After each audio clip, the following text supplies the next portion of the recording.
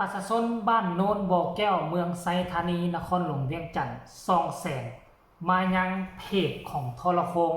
เกี่ยวกับน้ำท่วมเฮือนท่วมซานสาเหตุละแม่นมีเส้นทางดีเส้นทางปูคอนกรีตเส้นทาง4 เลนแต่ว่าบ่มีห้องระบายน้ำออกมีแต่ระบายน้ำเข้าหับเอาน้ำจากหม้องอื่นเข้ามาในทางมีคลิปเต็มๆที่ประชาชนพากันไปถ่ายเห็นน้ำพุดออกมาจากหูห้องระบายน้ำปกติแล้วมันต้องระบายน้ำออกมันจึงก่อให้เกิดน้ำท่วมถนนหนทางหลายหม้องหลายทีและกำลังไหลเข้าไปท่วมเฮือนซ่านประชาชนท่านหนึ่งที่เราขับค้าหนาใจขับแค่แน่นใจจึงไปเฮ็ดคลิปนี้ฝากถึงหน่วยงานที่เกี่ยวข้องเนาะรายละเอียดจะพาให้ทุกคนไปเบิ่งคลิปนี้จากต้นคลิปต้นฉบับว่ามันมีความเดือดร้อนขึ้นในใดแล้วพวกเจ้าจะเห็นภาพตัวจริงแล้วจะพากันช่วยแก้ไขแนวใดไม่ให้เกิดภัยน้ำท่วมแล้วจึงมาพ้อกันในช่วงต่อไปก็แล้วกันมันโบแมนว่าเบิ่งน้ำทางนี้ก็ได้อันมันโบแมนว่ามันไหลออกได้เด้น้ำบุญขึ้นได้น้ำบุญขึ้นมาน้ำโบมีทางไปเด้เนาะแล้วมันระบุญขึ้นมามันโบแมนว่าแม่น้ำมันสิเข้ามันสิไปตามคลองตามห้องเพิ่นเฮ็ดไว้ได้อันนี้มันบุญขึ้นมานี่เด้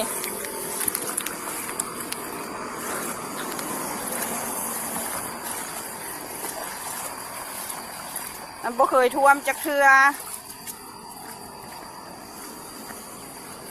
มันมีท่อลอดอยู่บนนี้เด้ท่อลอดทางนี่เด้มันเป็นคลองน้ำตะปูตะยาพูดเลยนี่เด้แล้วเพิ่นละก่อตันบัดนี้นะเด้เพิ่นก่อตันบ่ให้น้ำไปเด็กก่อปิดตันหมดบ่ให้น้ำลงไปว่าน้ำลงไปดินเพิ่นห้องนี้มันมีแต่ใดเนาะแล้วก็ตันแล้วน้ำมันบ่มีทางไปบัดนี้มันกระบุนขึ้นมาท่วมประชาชน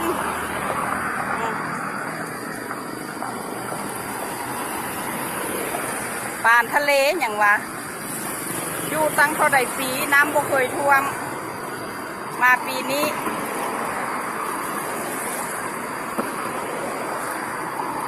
ว้าวกระเซยอยู่ได้ผู้หลักผู้ใหญ่เพิ่นการจะตั้งมาให้มังให้แกะให้ทุบเพิ่นกับโบทุบเพิ่นว่าเป็นไผ่ทุบเพิ่นสิแจ้งข้อหาบุกรุกดินเพิ่นว่าหั่นน่ะ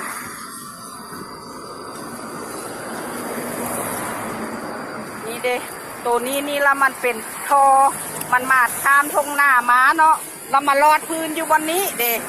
บันนี้อันเพิ่นก็ตันแล้วน้ำกระแสมล้นไปใส่ทางบันนี้เลยมันบ่มีทางไปเด้มันเป็นบ่อกันอย่างว่าเป็นแบบนี้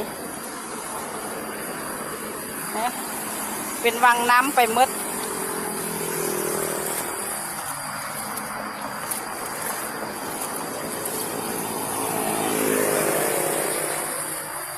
อันนี้ยังซ้ำนี้ได้หันบัดเทื่อเดือน8 เดือน 9มันฝนหลายเด้ล่ะมันสิอยู่ได้บ่ละคนแถวนี้เฮือนประชาชนแถวนี้มันสิอยู่ได้บ่อันนี้มันฝนหัวปีมันยังซ้ำนี้เด้2 มื้อแล้วมื้อวานนี้วานนักมื้อนี้นักกว่าวันนี้มื้อวันที่21วันนักละบ่ทอมื้อนี้นักกว่า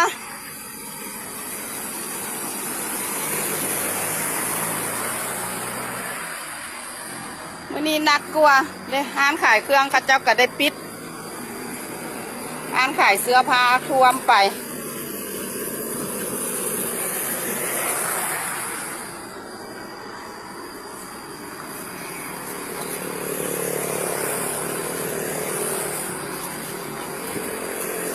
ข้าวท่วมหมด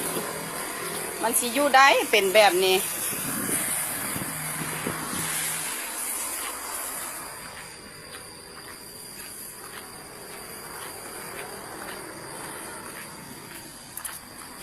ซายุดแต่บนอื่นว่าน้ำท่วมมาถึกตัวเอง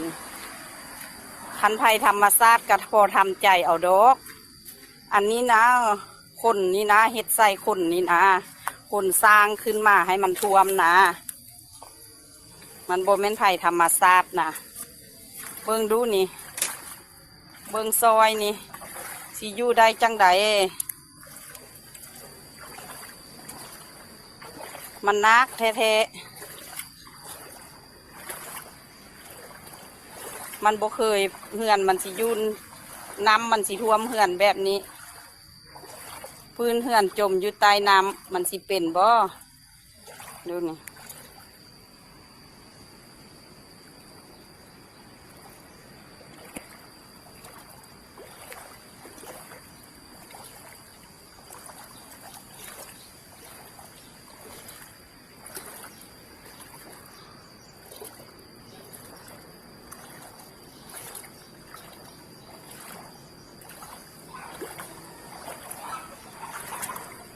ก็ฮู้ว่าเหือนมันต่ำมันก็บ่ท่วมจักปีเหือนนี่นะมันบ่ท่วมจักปีอยู่มานี่30 กว่าปี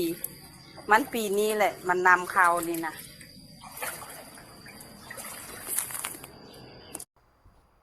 ทุกคนเห็นคลิปนี้แล้วมีคำคิดคำเห็นขึ้นใดกับพากันทรงคำคิดคำเห็นมาใต้คอมเมนต์ก็แล้วกันเนาะเหตุการณ์นี้แม่นเกิดขึ้นในเมื่อวานนี้วันที่22เนาะในเดือน6นี้ว่าซั่นฝนกำลังตกหนักตกแห้งเฮ็ดให้บางพื้นที่ฝนตกหนักเลยเฮ็ดให้เกิดน้ำท่วมขังตามเส้นทางและเข้าท่วมเฮือนประชาชนหลายหลังในวันที่22นี้ที่บ้านโนนบ่อแก้วเมืองไซธานีนครหลวงเวียงจันทน์มีประชาชน200,000มาว่าในระยะเพียง2 มื้อมีฝนตกหนักเฮ็ดให้ฝนระบายน้ำออกบ่สะดวกส่งผลเฮ็ดให้น้ำไหลเข้าท่วมเรือนซ่านบ้านซองของประชาชนได้รับผลกระทบหนัก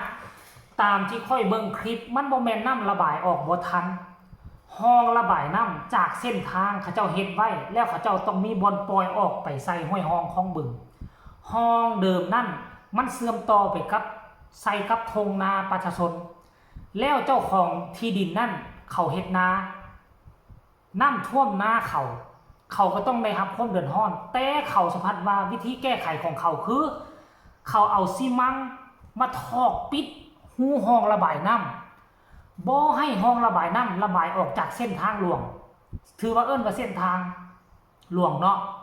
เป็นเส้นทางปูคอนกรีตตันไว้บ่ให้น้ำเข้าไปท่วมนาของเราเอาเราก็เดือดร้อนดิคันเราปล่อยให้น้ำท่วมแต่เราสัมผัสไปก่อตันไว้เฮ็ดแล้วนี่มันถูกต้องบ่มันก็บ่ถูกต้องตามกฎหมายแล้วมันผิดกฎหมายแต่เป็นอย่างเรื่องนี้มันจึงปล่อยให้เกิดแบบนี้ขึ้นมาได้ธรรมดาหน่วยงานโยธาต้องไปเบิ่งแก้ไขแล้วในเมื่อเขาไปตันปุ๊บน้ำมันก็บ่มีหม้องระบายฝนตกหนักน้ำไหลเข้าสู่ห้องมันบ่มีบ่อนออกมันก็ต้องกลับคืนขึ้นมาสู่ถนนมันเฮ็ดให้น้ำท่วมถนนความจริงมันแก้ไขได้แต่เป็นอย่างมันมีการทอกปูนมาหลายปีแล้วหน่วยงานโยธาผู้รับผิดชอบทางเส้นนี้เป็นอย่างคือบ่ไปเบิ่งบ่ไปแยงประชาชนท่านนี้บอกว่าเฮียกห้องทุกไปหลายครั้งหลายคราวบ่มีเสียงตอบรับบ่มีไผมาเบิ่งแยงดูแลค่อยบ่ได้เว้าเจ้าของคลิปเพิ่นเป็นผู้เว้าเราถ่ายอยู่หน้าทางจุดก่อให้เกิดน้ำท่วมแล้วเราก็ไปถ่ายอยู่หน้าเฮือนเราถ้าห้องระบายน้ำตัวนี้บ่ถูกสิ่งกีดขวางบ่ถูกมาอัดปูนใส่ระบายออกไปใส่ท้องนาน้ำก็บ่ล้นถนนแล้วก็บ่เข้าไปท่วมเฮือนซ่านบ้านซองของเราบอกว่าเราอยู่มา30 ปีหากระท่วมปีนี้ครั้งเดียวและเราก็ย่านหากระเข้าต้นฤดูฝนมันยังท่วมซ้ำนี่แล้วเดือนหน้าเดือนในเดือน7เดือน8ไปเฮือนเราจะมีบ่อนอยู่บ่อันนี้คือความเดือดความร้อนประชาชนส่องแสงมาจะได้รับการแก้ไขหรือบ่มันก็ขึ้นกับโยธาและหน่วยงานที่เกี่ยวข้องกันแล้วกันคลิปนี้ขอฝากฝังเอาไว้ซ้ำนี้ฝากทุกคนกดไลค์กดแชร์กดติดตามให้แน่เพื่อจะบ่พลาดในคลิปต่อไปที่สำคัญอย่ากดข้ามโฆษณา